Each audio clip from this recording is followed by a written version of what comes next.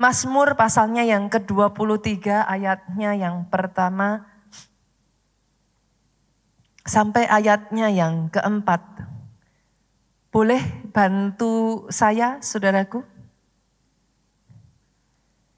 Kita lihat, kita baca bergantian dari ayat pertama saya bacakan, saudara baca ayat 2, kita bergantian sampai ayat 4. Mazmur Daud, Tuhan adalah gembalaku, takkan kekurangan aku. Boleh enggak saudara, saya ajak saudara, karena di dalam waktu hanya kurang dari 1 jam, saudara mendengar firman seperti ini, not much can be done, saudara. Tapi boleh enggak Mazmur 23 ini nanti saudara di rumah ya, sampai ayat terakhir, karena ini enggak panjang, ayatnya itu pendek saudara. Sampai ayatnya yang terakhir dari ayat 1 sampai terakhir, coba renungkan itu di saat dimana saudara membutuhkan kekuatan saudara. Karena Mazmur ini ngomong gini, Tuhan adalah gembalaku. Coba picturing seorang gembala itu seperti apa. Tak akan kekurangan aku. Jadi di setiap kali di mana saudara merasa, aduh kok butuh pertolongan ya, perkatakan itu, aku tidak akan kekurangan. Gembalaku tidak akan membuat aku kekurangan. Selalu di saat di mana aku butuh pertolongan, gembalaku ada untuk menolong. Aku tidak akan kekurangan. Yuk, ayat kedua sama-sama, 23 kita baca.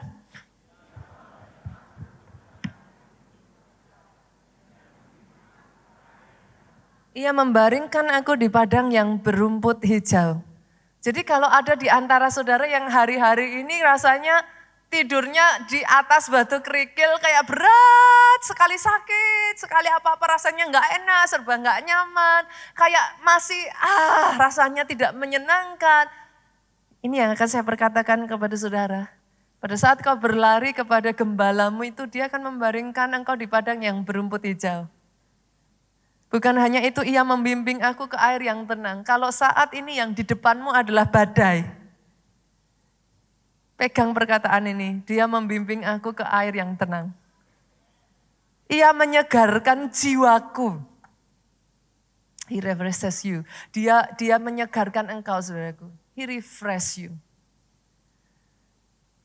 Ia menuntun aku di jalan yang benar oleh karena namanya. Jalanmu, saudaraku, diluruskan. Engkau yang berkelok-kelok, engkau yang sudah menyimpang, saudara, ditarik kembali. Sama-sama yuk ayat 4, 2, 3. Sekalipun aku berjalan dalam lembah kekelaman, aku tidak takut bahaya. Jujur, nanti dulu saudara, sampai di situ jujur. Kalau ada teman di sampingmu yang berjalan dalam lembah kekelaman, mau jalan bareng enggak, saudara? Ada yang jujur beneran enggak.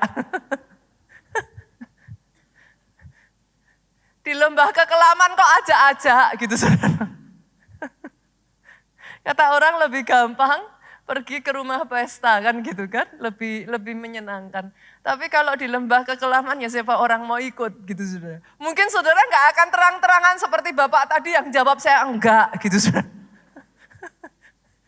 Mungkin saudara ya, mungkin jawabnya bukan terang-terangan tapi pelan-pelan apa? Kalau orang Jawa bilang tuh melipir, apa melipir saudara? Pelan-pelan saudara. Hilang aja gitu saudara. Yang lain baru susah-susah saudara dicari hilang aja. Mungkin saudara. Tapi dengar ini firman ini ngomong. Engkau ketika kau berjalan dalam lembah kekelaman ya, lihat. Kenapa Daud gak takut bahaya? Sebab Tuhan besertamu. Ada satu pribadi yang pada saat engkau dalam lembah kegelaman, dia tidak pernah meninggalkan engkau. Gembala jiwamu senantiasa ada di saat engkau membutuhkan. Itu yang membedakan. Gadamu dan tongkatmu itulah yang menghibur aku. Saudara tahu bedanya gada dan tongkat? Bedanya apa saudara? Gada, senakal-nakalnya domba, gembala nggak akan pakai gada. Perhatikan ini. Ini perbedaan yang sangat besar sekali. Senakal-nakalnya domba nggak akan pernah mengenal gada, Pak.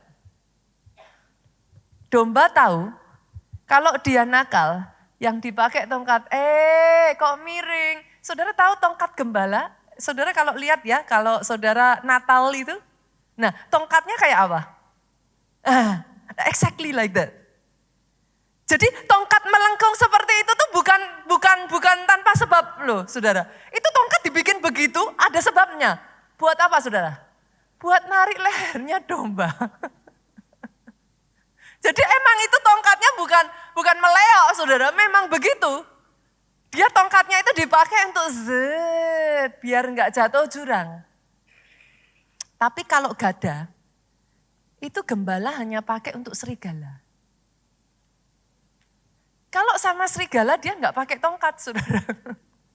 Enak aja. Nggak ditarik. Saudara. Kalau sama serigala dia pakainya gada. Kadangkala ada serigala, kadangkala ada, I don't know. Daud itu menghadapi harimau, singa, dan beruang. Nah, itu sudah nggak pakai tongkat. Dia pakainya gada. Jadi saudara harus mengerti, kenapa dikatakan gada dan tongkatmu itu yang menghibur aku. Artinya, hajaran Tuhan. Tongkat itu kadang dipakai, saudaraku kalau gembala mau mukul domba itu pakainya tongkat, nggak pakai gada. Karena no harm. Jadi nih dombanya nakal, tak, pakai tongkat mukulnya, plak gitu. Tapi nggak akan pernah pakai gada. Jadi seekor domba itu tahu, Tuhan itu menghajar, Tuhan memperingatkan, Tuhan kadang mengizinkan. Tapi dia tahu juga bahwa dia selalu siap dengan gadanya untuk mengamankan si domba-domba ini. Itu sebabnya saudaraku, don't you be afraid. Jangan engkau takut.